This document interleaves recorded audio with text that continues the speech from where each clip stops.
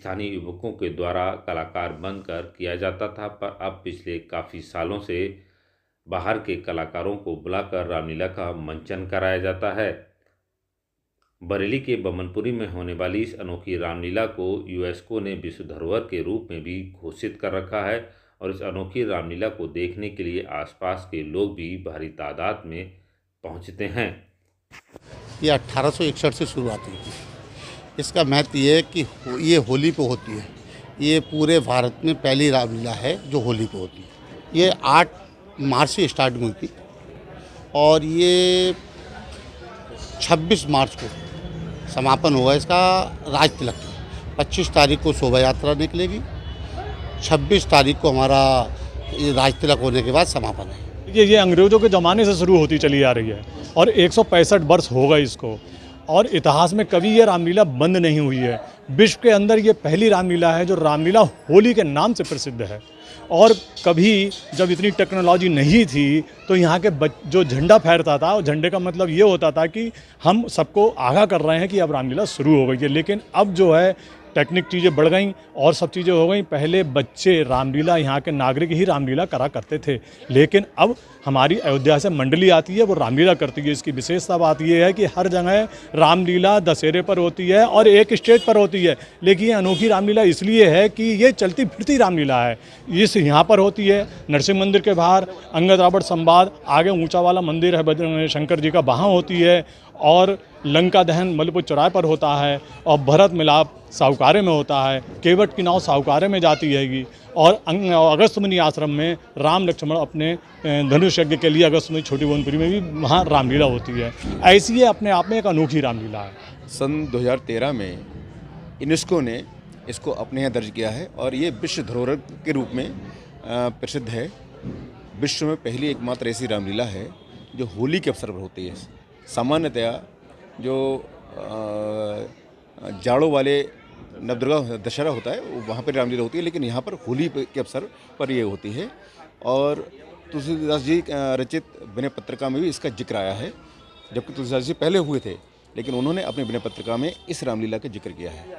इसका सबसे प्रमुख आकर्षण है जो पूरे विश्व में प्रसिद्ध है, वो है राम बारात। नहीं, होली पे रामलीला तो हमने यहीं देखी है। वैसे तो दिवाली में ही होती है, पर होली में यहाँ पर ऐतिहासिक रामलीला है और हम बचपन से ही देखते चले आ रहे हैं। बहुत ऐतिहासिक रामलीला है और पूरे वर्ल्ड में पहली रामलीला है जो कि होली पे होती है। मैं लखीमपुर खीरी से आई हूँ, मुझे देख के बहुत अच्छा लग रहा है। मैंने काफ़ी जगह सुना दशहरे पे होती है, लेकिन यहाँ तो होली पर होती है। मुझे देख के बहुत अच्छा लग रहा है, बहुत एक्साइटमेंट हो रही है। क्या इससे पहले कहीं देखा था आपने कि नहीं, मैंने नहीं देखी। इससे पहले यही होती है, दशहरे पे देखी थी, अदरवाइज नहीं। हम लोग पूरा साल वेट करते हैं रामलीला का। हम लोगों को बहुत ज़्यादा क्रेज रहता है। पूरे ये अंग्रेज़ों के टाइम से चली आ रही है रामलीला।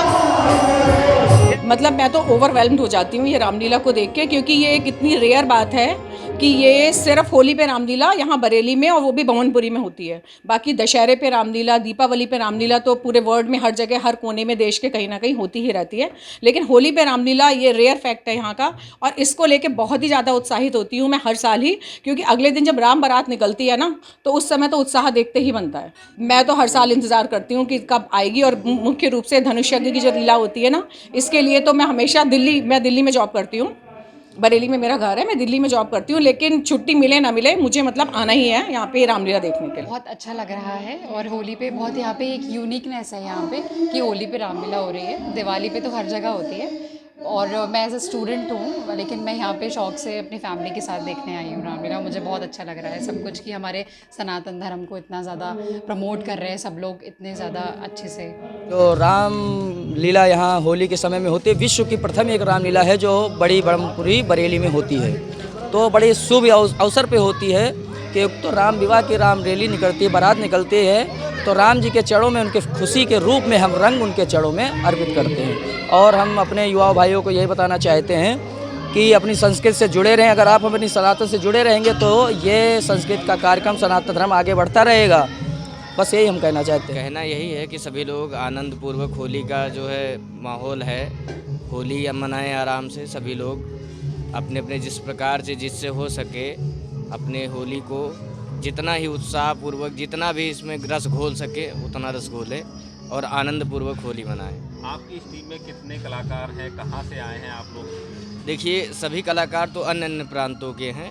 मंडल अयोध्या से संचालित है, अयोध्या धाम से संचालित है, इसीलिए मंडल सभी ज़्यादातर अयोध्या के ही होते हैं, क्योंकि प्रभु श्री राम का जन्म पावन अयोध्या में